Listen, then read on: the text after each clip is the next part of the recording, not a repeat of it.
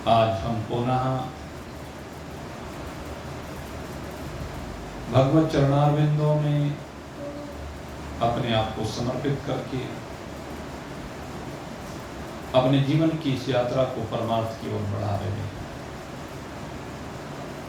और इस यात्रा में हमारे सहयोगी बने हैं भगवान श्री कृष्ण के परम सखा अर्जुन।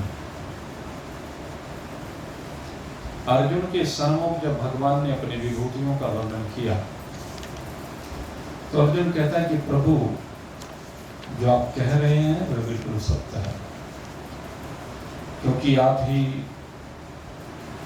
मैं जानता हूं, परम ब्रह्म है, परम धाम है, परम पवित्र है। और जो भी कुछ मेरे प्रति आप कह रहे हैं, मैं ये भी जानता हूं कि आपकी लीलाओं को, आपकी महिमा को, आपकी विभूतियों को तो देवता भी नहीं जान सकते, दानव भी नहीं जान पाते, राक्षस भी नहीं जान पाते। हे भूतेश, हे देवदेश, हे जगतपते, हे भूत भावन परमात्मा, सही बात तो ये है, आपको आप ही जानते हैं। मेरी इतनी सामर्थ्य नहीं है कि मैं आपको जान सकूं पूर्ण रूप से, संपूर्ण रूप से। अपनी दिव्य विभूतियों को कहने में तो आप ही समर्थ हैं,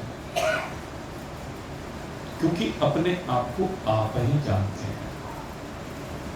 हे प्रभु, इन विभूतियों के द्वारा आप ही समस्त लोक लोकांतरों में व्याप्त हैं। बस प्रभु, मैं तो आपसे ये जानना चाहता हूं, कथम विद्यामहम योगी त्वां सदा परिचिन्तयन् केषु केषु च भावेषु चिन्तयोऽसि भगवन् मया। हे भगवान, मैं निरंतर आपका चिंतन करता हुआ आपको जान, बस मुझे तो वो तरीका बता दो जिससे मैं आपके इस भगवत स्वरूप का चिंतन कर सकूं। क्योंकि अगर यदि आपके स्वरूप का चिंतन कर लिया मैंने, आपके दिव्य स्वरूप में मैंने मन को लगा दिया, तो ही मैं आपका हो जाऊंगा, आप मेरे हो जाए। हे प्रभु, आपका विस्तार तो अनंत है, क्योंकि अनंत है तो विस्तार भी आपका अनंत है। विस्तरेणात्मनो योगं विभूतिं च जनार्दन भूय कथ्य तृप्तिं शृण्वतो नास्ति मे अमृतम्। इसलिए हे प्रभु,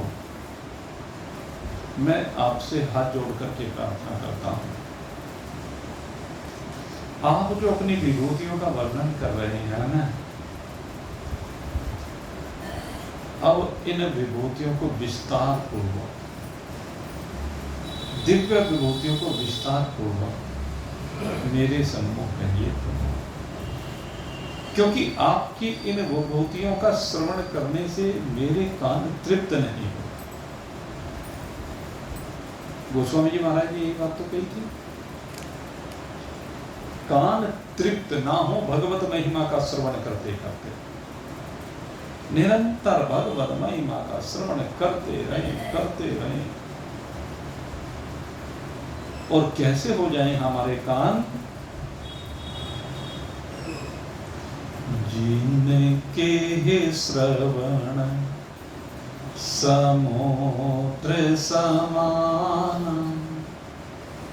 जिनके श्रवण समुद्र समान, कथा तुम्हारी सुभग सरिनाना, कथा तुम्हारी सुभग सरिनाना, भरहि निरंतर होहि न पूरे, भरहि निरंतर होहि न पूरे, तिनके ही तुम कह ग्रह रूरे, भरहि निरंतर होहि न पूरे, तिनके ही तुम कह ग्रह रूरे।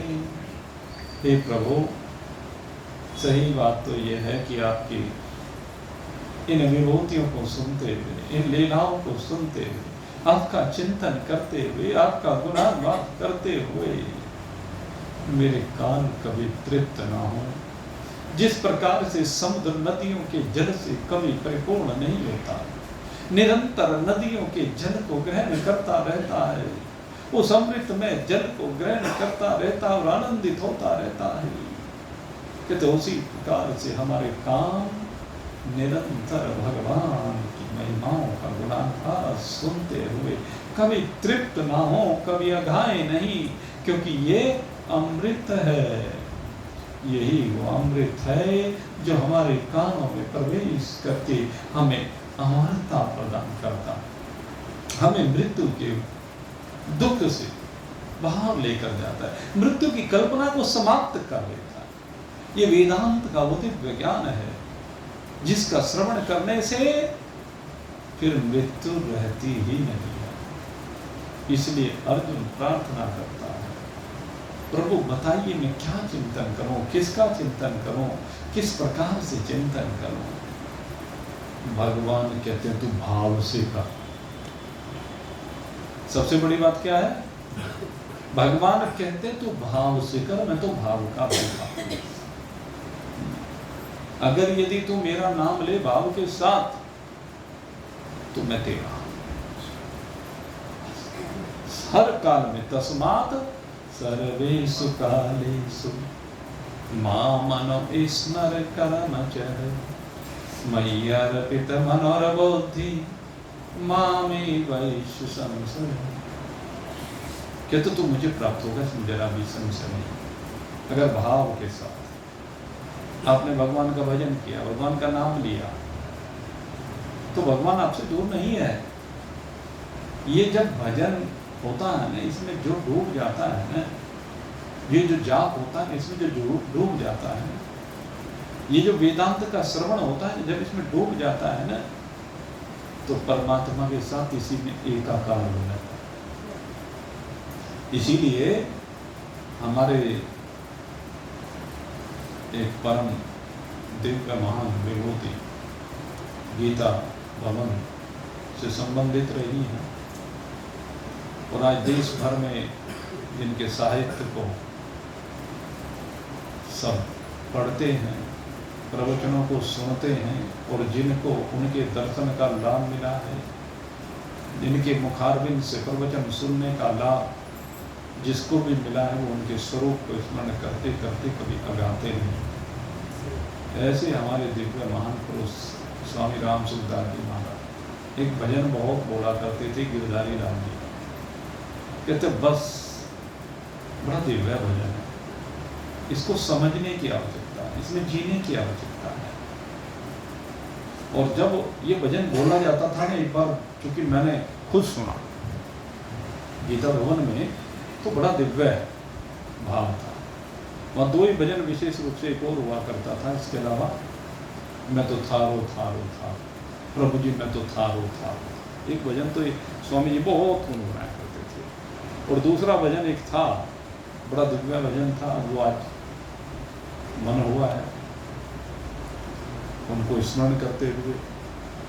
ले लो जी ले लो जी। थोड़ा सा राजस्थानी भाषा में इसको बोला गया है, हम तो उस तरह से नहीं बोल पाते, लेकिन बड़ा सुंदर भाव। ले लो जी, ले लो जी, तुम ले लो हरि का नाम। ले लो जी, ले लो जी, तुम ले लो हरि का नाम। मैं व्यापारी राम नाम का, प्रेम नगर है गाँव। मैं व्यापारी राम नाम का, प्रेम नगर है गाँव। ले लो जी, ले लो जी, तुम ले लो हरि का नाम। ले लो जी, ले लो जी, तुम ले लो हरि का नाम। स्वामी रामचंद्र या अन्य जो भी संत आप कह दीजिए, क्या कहते हैं? मैं व्यापारी राम नाम का। मैं तो भाई राम नाम का व्यापारी हूं। मैं तो राम को खरीदता हूं, राम को बेचता हूं, सीधी सी बात। और इसके पीछे मोल कहते तो वस्तु अमोलक है, लेकिन ये अमोलक वस्तु कैसे मिलती है? वस्तु अमोलक दीन मोहि सद्गुरु। मीरा कहती है कि ये अमोलक वस्तु मुझे सद्गुरु से प्राप्त होती है। और कब प्राप्त होती है? जब भाव होता है। ये जितने भी संत हैं, ये सब राम नाम के व्यापारी हैं। ये राम नाम का व्यापार करते हैं। ये राम को खरीदते हैं और राम को बेचते हैं। अपने प्रेम के द्वारा राम को खरीदते हैं और प्रेम के द्वारा ही भक्तों को राम को बेचते हैं। इसलिए महान पुरुष कहते हैं, मैं प्रेम नगर से आया, मैं प्रेम नगर से आया, हरि नाम का सौदा लाया। मैं प्रेम नगर से आया, हरि नाम का सौदा लाया। चारों कोट में चले दलाली, चारों कोट में चले दलाली, आड़त चारों धाम। चारों कोट में चले दलाली, आड़त चारों धाम। ले लो जी, ले लो जी, तुम ले लो हरि का नाम। ले लो जी, ले लो जी, तुम ले लो हरि का नाम। संत कहाँ से आते हैं? कहते हैं मेरा गांव तो भाई प्रेम नगर है, जहाँ पे प्रेम के अलावा कुछ है ही नहीं है। और प्रेम नगर में क्या मिलता है? कहते हैं हरि नाम का सौदा मिलता है। वहां पर जो व्यापारी की दुकान पर जैसे सामान खरीदने के लिए आते हैं, जो सौदा मिलता है जिसकी दुकान पर मिलता रहे, कहते हैं लेकिन इस प्रेम नगर में तो केवल हरि नाम का ही सौदा मिलता है। और भाई चारों कोट में, पूरा पश्चिम उत्तर दक्षिण, जहां देखो वहीं, कहते हैं हमारी दलाली तो हर जगह चलती है, क्योंकि हर जगह परमात्मा के दीवाने हैं, हर जगह परमात्मा को चाहने वाले हैं। इसलिए हमारी आदत तो सब जगह खरी है। इसलिए ले लो जी, ले लो जी, तुम ले लो हरि का नाम। ले लो जी, ले लो जी, तुम ले लो हरि का नाम। सोना चांदी कुछ नहीं लेता, सोना चांदी कुछ नहीं लेता, माल मुफ्त में ऐसे ही देता। सोना चांदी कुछ नहीं लेता, माल मुफ्त में ऐसे ही देता। नाम हरि अनमोल रतन है, नाम हरि अनमोल रतन है, कोड़ी लगे नादान। ले लो जी, ले लो जी, तुम ले लो हरि का नाम। ले लो जी, ले लो जी, तुम ले लो हरि का नाम। बांट तराजू कुछ नहीं भाई, बांट तराजू कुछ नहीं भाई, मोल तोल उसका कछु नाई। बाट तराजू कछु नहीं भाई, मोल तोल उसका कछु नाही। कर लो सौदा सतसंगत का, कर लो सौदा सतसंगत का, टोटे का नहीं काम। ले लो जी, ले लो जी, तुम ले लो हरि, ले लो जी, ले लो जी, तुम ले लो हरि का नाम। और इस दुकान में क्या है, कहते हैं भाई यहाँ तोल मोल के बोल नहीं चलते, बांट तराजू नहीं चलते है? इसके बदले में कोई सोना चांदी नहीं देना, ये तो मुफ्त में माल मिलता है। लेकिन ये मुफ्त में लेने वाला भी कोई कोई बिरला होता है, क्योंकि जिसके अंदर श्रद्धा होती है, जिसके अंदर विश्वास होता है, जिसके अंदर प्रेम होता है, जिसके अंदर समर्पण होता है, जिसके अंदर भाव होता है, वही सौदे को ले पाता है। और उसके लिए कुबेर के जैसे खजाने खुल जाते हैं ना भगवान की आज्ञा से, ऐसे ही सारे खजाने खुल जाते हैं। ऐसे खजाने खुलते हैं कि बस आनंद ही आनंद आ जाता है। महान पुरुषों के दरबार ये खजाने खुलते हैं। कौन से खजाने हैं यहाँ? राम नाम का खुला खजाना, कूद पड़ा चतुर नर सुजाना। राम नाम का खुला खजाना, कूद पड़ा नर चतुर सुजाना। राम नाम का खुला खजाना, कूद पड़ा नर चतुर सुजाना। सगुरा सेन तुरत पहचाना। लेकिन इसको कोई कोई पहचानता, कौन पहचानता? सगुरा। सगुरा माने सगुरा, जिसके जीवन में गुरु का प्रवेश हो गया। बहुत से लोग समझ नहीं पाते कि नहीं क्या कह रहे हैं। जिसके जीवन में गुरु का प्रवेश हो गया है, जिसके जीवन में श्रद्धा भक्ति का भाव आ गया है, तो श्रद्धामयी भक्ति के कारण से कहते हैं वो गुरुदेव उसके लिए खजाने खोल देते हैं। और जहाँ जिसका कोई गुरु नहीं, कहते उसके लिए तो भाई सब दरवाजे बंद हो जाते। जहाँ गुरु के प्रति श्रद्धा नहीं, विश्वास नहीं, सेवा नहीं, समर्पण नहीं, कहते वहां पर ये खजाने बंद हो जाते। तो किसके लिए खुला? भक्तों के लिए। कौन सा खजाना? राम नाम का खुला खजाना, कूद पड़ा नर चतुर सुजाना। सगुरा सेन तुरत पहचाना, सगुरा सेन तुरत पहचाना। निगुरे का नहीं काम। ले लो जी, ले लो जी, तुम ले लो हरि का नाम। ले लो जी, ले लो जी, तुम ले लो हरि का नाम। पांचू की परतीत न कीजे, पांचू की परतीत न कीजे। नाम हरि का निर्भय लीजे। जो हरि का नाम लेता है ना, ये पंचगुण, ये पंच विषय, ये पंचभूत कहते हैं इनकी प्रतीति ही नहीं करेगी। इनकी सीमाओं से बाहर निकल जाओगे, भूतातीत हो जाओगे, विषयातीत हो जाओगे और गुणातीत हो जाओगे। पांचू की परतीत न कीजे, नाम हरि का निर्भय लीजे।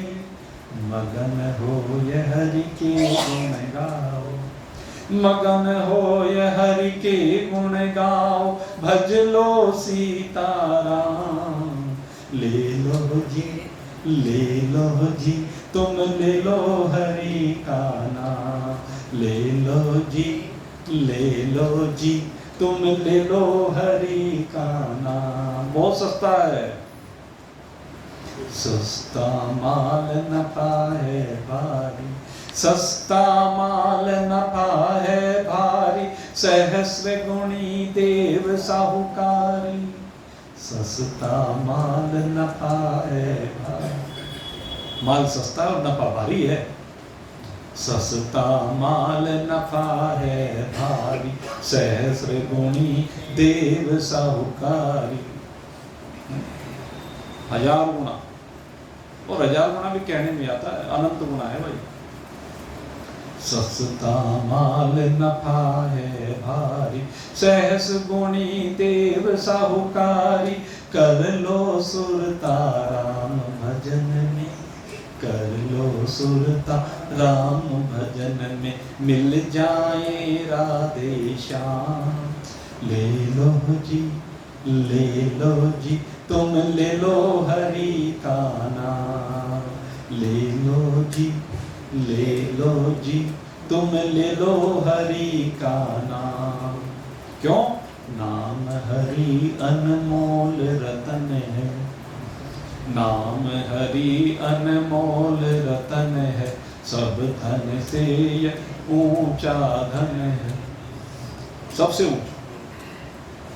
देखो आता है ना भजन, सबसे ऊंची प्रेम सगाई, आता है ना।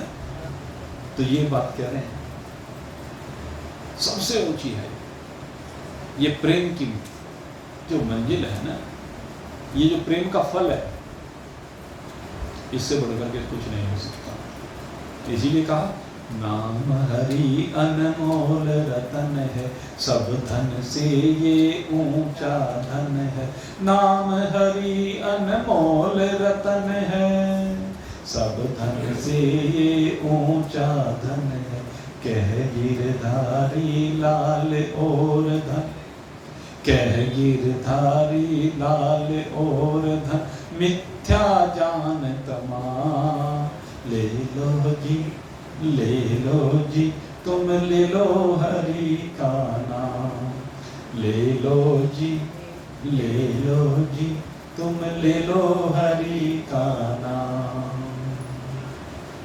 जी हाँ, अगर हरि का नाम ले लिया ना, तो भाई राम जी आपके साथ ही हैं, आपसे दूर नहीं है। अर्जुन के प्रश्न का जवाब ही यही है, और ये अर्जुन के प्रश्न का जवाब नहीं, ये समस्त भक्तों के प्रश्न का जवाब है। और क्या दे रहे हैं भगवान? अब इसी जवाब को भगवान दे रहे हैं। अर्जुन ने जो प्रश्न किया, कैसे आपका चिंतन हो कि बस मेरे अंदर तो आप ही बसे हैं और दूसरा कोई ना रहे, मुझे तो आपका चिंतन करने का तरीका बता दीजिए और अपनी विभूतियों का वर्णन कर दीजिए। तो भगवान अब अर्जुन को उन्हें समझा रहे हैं, और भगवान कहते हैं, श्री भगवान वाच हंतते कथयिष्यामि दिव्या हि आत्मविभूतयः प्राधान्यतः कुरु श्रेष्ठः नास्ति अंतो विस्तरस्य मे। अब भगवान कहते हैं कि हे अर्जुन, अब मैं अपनी विभूतियों का, कौन सी विभूतियों का? दिव्या ही आत्म विभूतयः। अभी तक जो विभूतियां बताई वो श्रेष्ठ विभूतियां हैं, लेकिन अब सबसे दिव्य विभूतियों को भगवान बताने जा रहे हैं, और यहीं से सही मायने में अब विभूति योग चरम पर पहुंच रहा है, जो भगवान अब आगे बताने जा रहे हैं कि हे अर्जुन, मैं तेरे लिए प्रधान प्रधान विभूतियों को, जो मेरी सबसे मुख्य विभूतियां हैं, जिनके द्वारा सब में एक परमात्मा को अनुभूत किया जा सकता है। परमात्मा सब में कैसे है, किस रूप में है, तो वो अब भगवान कहते हैं कि वो सारी विभूतियां, प्रधान विभूतियां मैं तेरे प्रति कहूंगा। भाई वैसे तो भाई मेरा अंत है नहीं कहीं, इतना विस्तार अनंत है तो उसका विस्तार भी अनंत है, तो अनंत को कहा नहीं जा सकता सीमित समय, क्योंकि समय बहुत सीमित है। कितना समय अर्जुन के पास? 1 घंटे का समय कह लीजिए जज, जहां युद्ध भूमि में खड़े हैं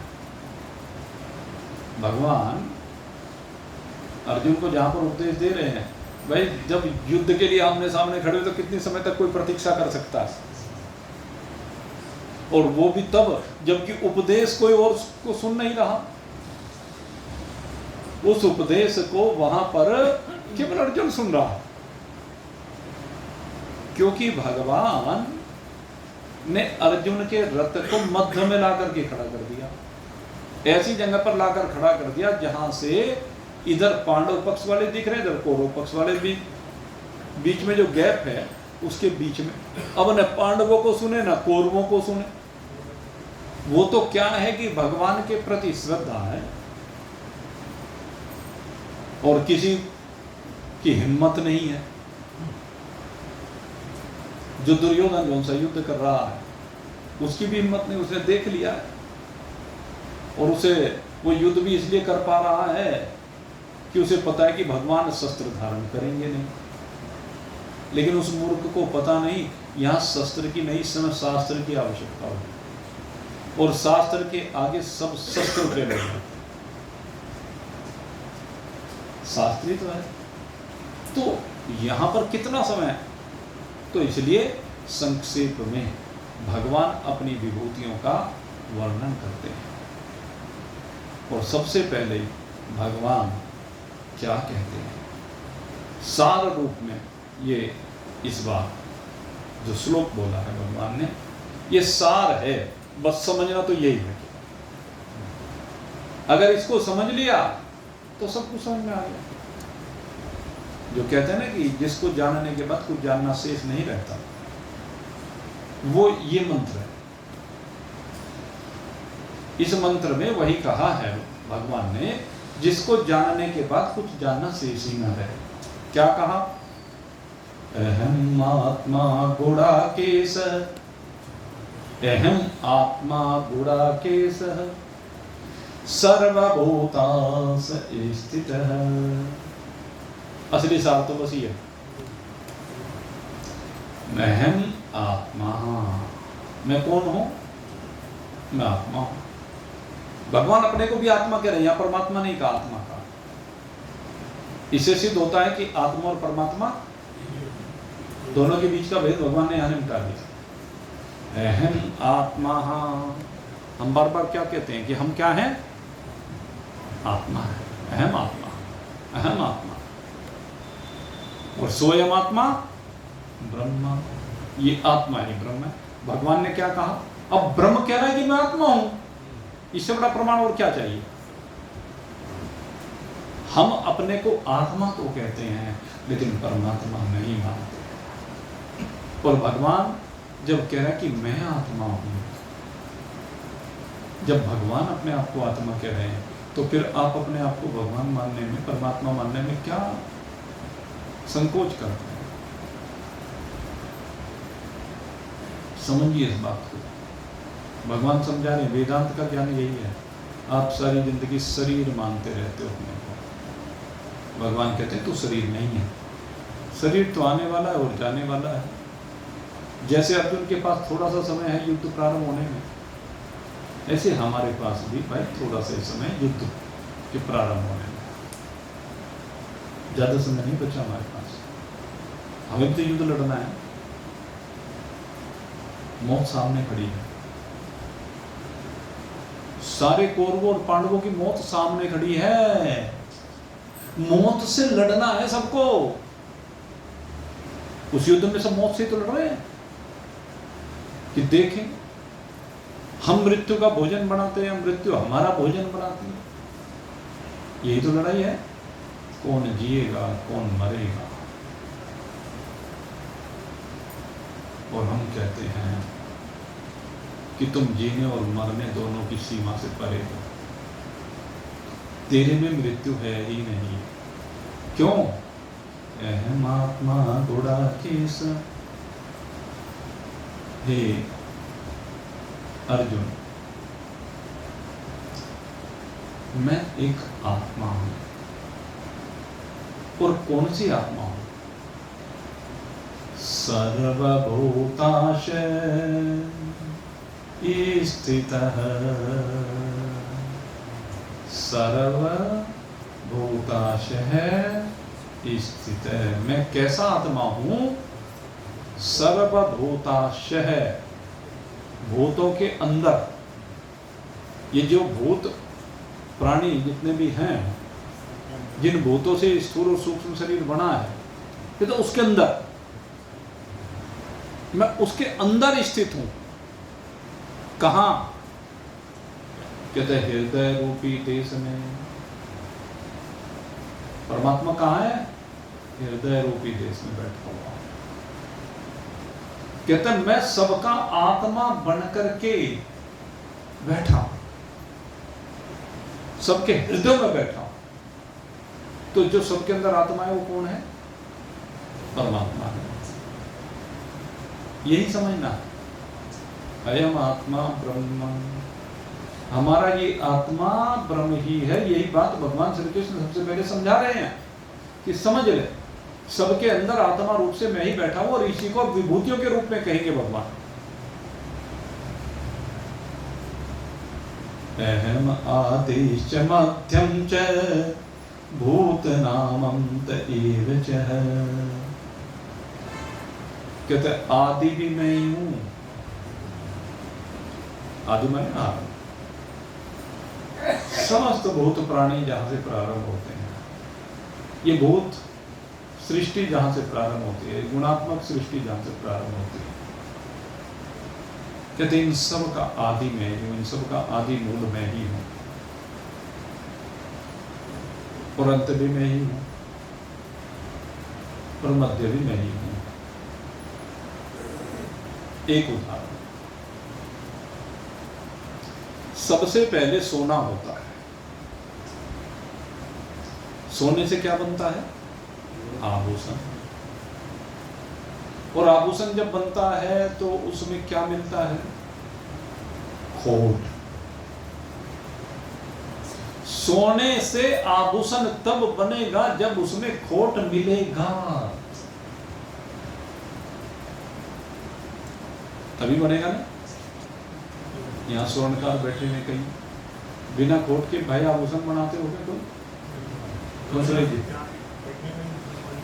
है कुछ आइटम बन जाए 100%। तो 100 जो भी आप कान में कुंडल बनाओगे, बनाओगे, हार बनाओगे, अंगूठी बनाओगे, तो खोट मिलाना पड़ेगा ना कुछ ना कुछ। जेवर जब बनता है, आभूषण जब बनता है तो खोट मिलता है इसमें। और खोट मिलने का चाहे वो 1% मिलाओ, आधा मिलाओ, चौथाई मिलाओ, जो ये कहा जाता है 100% तो सोना भी नहीं कोई निकाल सकता प्योर शुद्ध। इसलिए 999.9 उस पर लिखा रहता है कुछ इस तरीके से। उसमें यानी कि 100% नहीं है। सोने का जो बिस्किट बना है वो भी 100% नहीं है।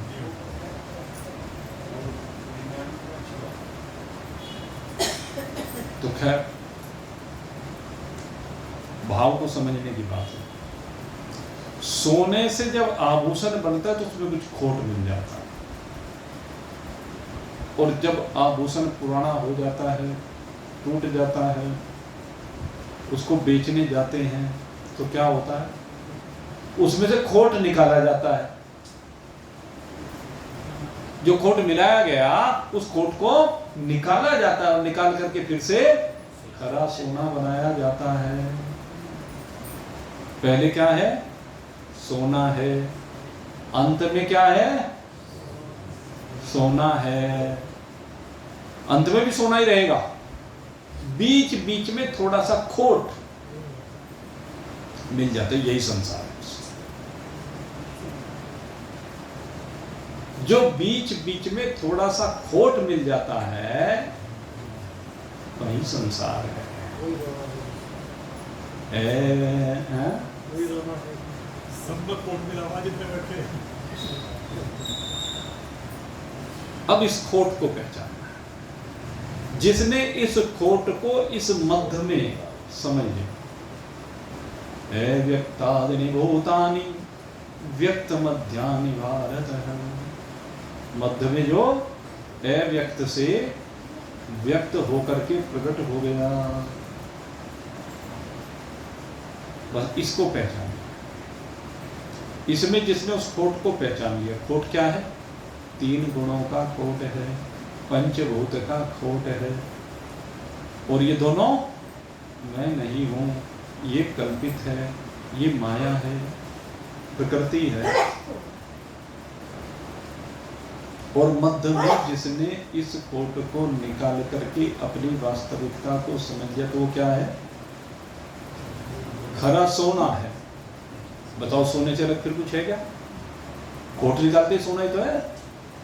स्वर्णकार जेवर में से खोट निकाल देता है और शुद्ध सोना बना देता है। तो ऐसे भाई भगवान कह रहे, आप मध्य में भी खरा सोना हो, इस बात को समझो। आपने अपनी कल्पनाओं से अपने आप को जीव मान रखा है, और ये जीव मिथ्या है। जीव मिथ्या है और आप सत्य हो। आप 100% खरा सोना हो, आप 100% आत्मा हो, और ये आत्मा ही 100% ब्रह्म है।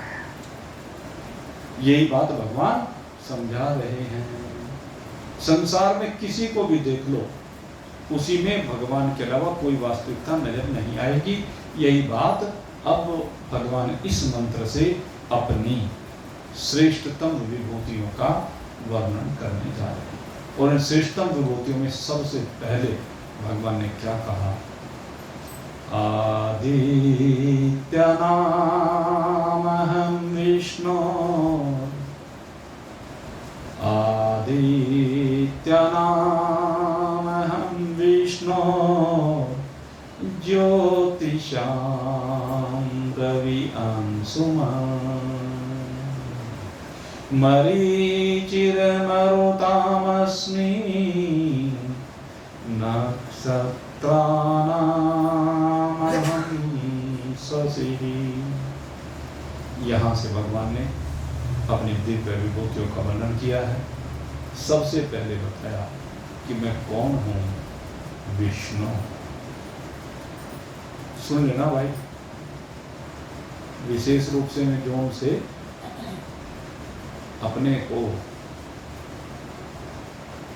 भगवान को, मतलब कृष्ण को अलग समझते हैं और विष्णु को अलग समझते हैं। क्योंकि कई पंथ हमारे यहाँ इस तरह के मन माने चल गए। भगवान विष्णु के अवतार भगवान श्री कृष्ण हैं, तो दोनों में कोई अंतर थोड़े ना, एक ही तो है, लेकिन उन्होंने उनमें भी अंतर कर दिया। कई लोग इस तरह के पता नहीं कहाँ से ऐसे विचार लेकर के आते हैं। तो ये गीता जी उनको पढ़ लेनी चाहिए। भगवान ही सब कुछ है। चलो खैर, इस विषय के ऊपर अब हम कल चर्चा करेंगे। अब तो समय हो गया है, आज यहीं पर विश्राम देते हैं। भगवान के दिव्य विभूतियों में भगवान श्री हरि नारायण विष्णु से कल कथा का प्रारंभ करेंगे। बोलिए सच्चिदानंद भगवान।